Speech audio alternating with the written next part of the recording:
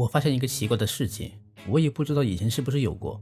荣采记关于拯救狸猫合音版这件事任务最后给了我们一张紫苑云泥配方，这是一个2星配方，但制作出来的食物是3星的。这种事情是正常现象吗？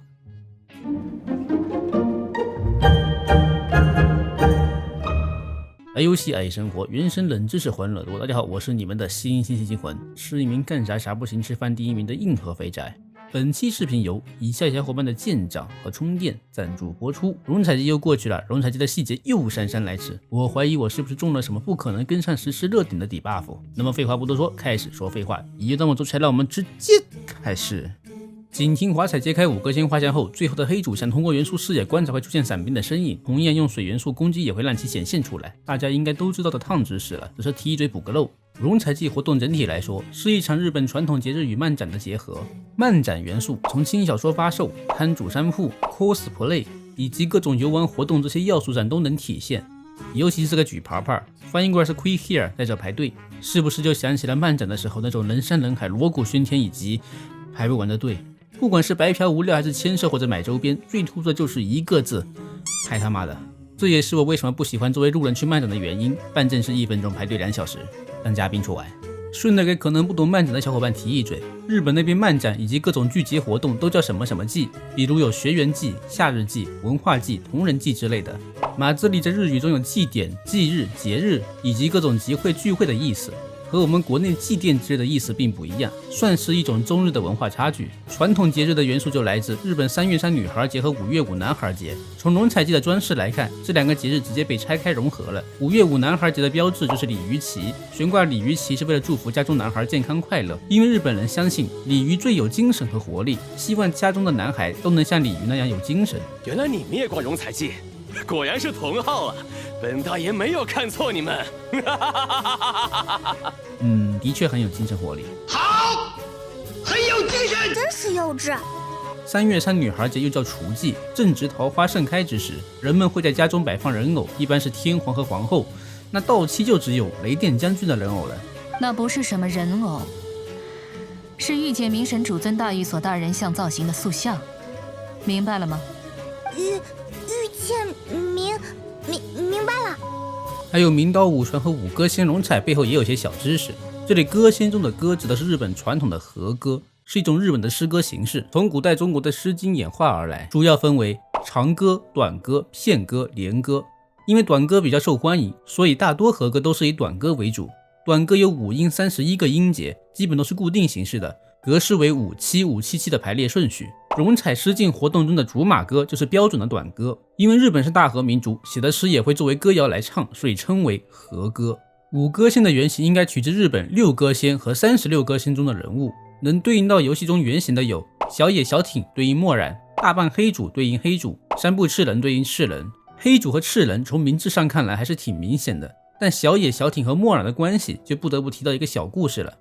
皇宫中举办了一场和歌大赛，小野小町的作品令人折服，让皇上也为之称赞。结果一个叫大阪黑主的人跳出来，咿呀里，然后拿出一本万叶集草纸，指着上面一首作者不详但内容和小町完全一致的和歌，当场捶小町抄袭古诗。小町自知清白，没有和对方争辩，只是向皇上提出洗一下草纸。在洗过草纸后，那首被抄袭的和歌就消失了。是黑主嫉妒小町，所以提前偷听小町的和歌，再加到自己的万叶集中。这个洗草纸的小町是不是和墨染的故事有一些相似之处？墨染的扮演者神里灵魂的语音晚安，若知是梦何须醒，不比真如亦相会。这个诗句的原型就出自小仓百人一首中小野小町的和歌，梦里相逢人不见，若知是梦何须醒。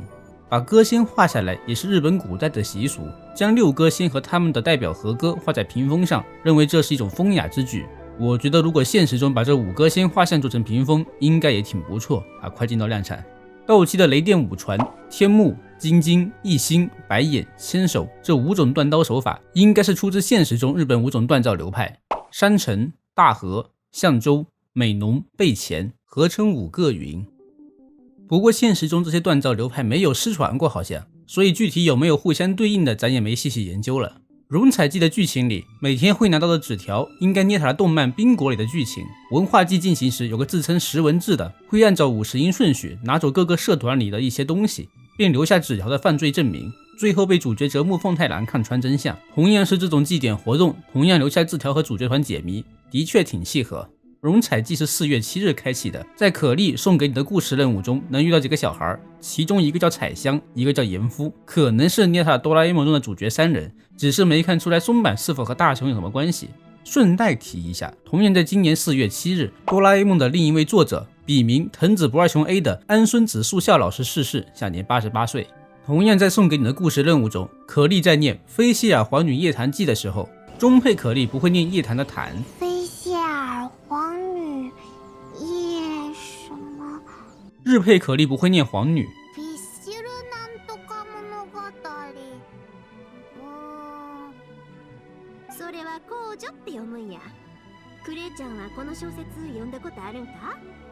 夜谈的日语中改成了物语。这一段因为我不懂日语，就发了个动态求助万能的粉丝们。本来只是想确认下是不是中日配念错的地方不一样，结果你们连萧公说话带关西腔都看出来了，我全程一脸懵，果然还是你们厉害啊！以后有啥问题就发到万能的 BB 空间好了。还是在送给你的故事任务，在任务页面中，每一个阶段都有可莉写下的日记。今天和阿贝多哥哥一起来到了经常打雷的国家。阿贝多哥哥说这里叫做稻妻。稻妻好难写的名字哦。我不能和阿贝多哥哥一起出去玩，因为他好忙。不能出去玩一定很难过吧？阿贝多哥哥好可怜。后来我和荣誉骑士姐姐还有派蒙一起出去玩啊，我会带好玩的给阿贝多哥哥，希望他不要难过。我发现了好多好吃的，还有盐夫。荣誉骑士姐姐请我们吃了鸟蛋烧，鸟蛋烧很好吃，荣誉骑士姐姐真好。然后我跟盐夫一起去了烟花店，去找很厉害很好的萧公姐姐玩。我想和萧公姐姐一起抓鱼玩，但是荣誉骑士姐姐说不可以，所以我就不这样做了。不能炸鱼好可惜，我和嘟嘟可都有点难过。萧公姐姐也不能放烟花，所以她也有点难过。荣誉骑士姐姐为了让我们开心，叫我们一起去看荣采记。这个字不会写。荣誉骑士姐姐说嘟嘟可以在画里和我们一起玩，在画里玩很自由，什么都可以玩，炸鱼也可以。小公姐姐带我去店里一起画画了，她画画，我涂颜色，嘟嘟可和我都很开心。嘟嘟可的故事差点就没有了，但是出现了一个耳朵毛茸茸的大姐姐，她很厉害，想办法把嘟嘟可的故事又变回来了。后来我和萧公姐姐把嘟嘟可的故事送给了荣誉骑士姐姐、派蒙和阿贝多哥哥，真好呀，我们大家都很开心。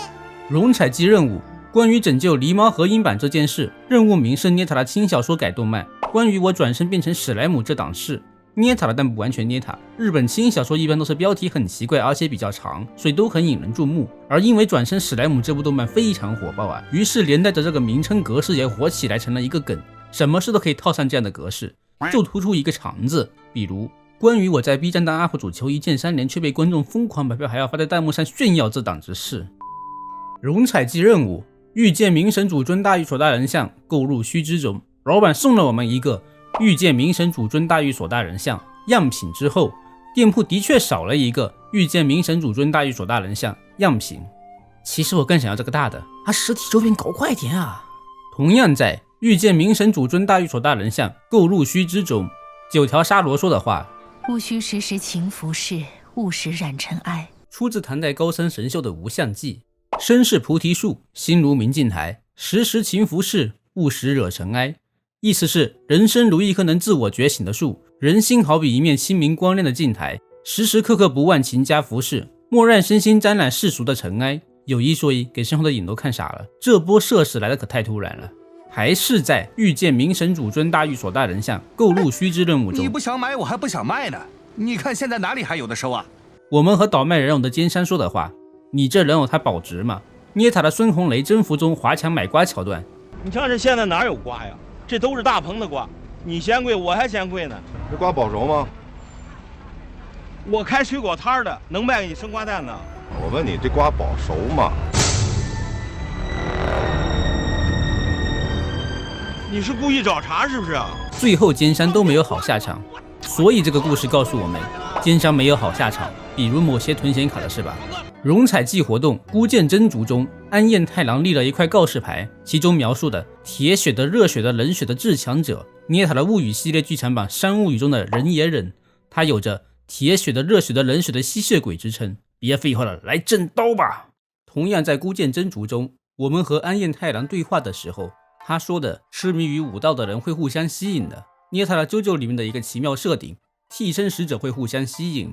离岛的良子小吃摊上架了一款新的食谱炸肉排三明治，虽然干烧香芋我也没买，记得去买哦。八重堂上了几本新书，爱丽丝的提瓦特游览指南到期篇，雷电将军传说任务中提到的转身成为雷电将军然后天下无敌，拜托了我的狐仙公司，以及陈秋实践录的最新章节，感兴趣的可以来看看。提瓦特游览指南到期篇又记载了不少有意思的东西，比如爱丽丝女士曾把八重弄得大哭大闹，突然感觉八重说的又哭又闹，呜呜呜，好可怜，会不会是亲身经历？还曾把九条沙罗的翅膀给炸伤了。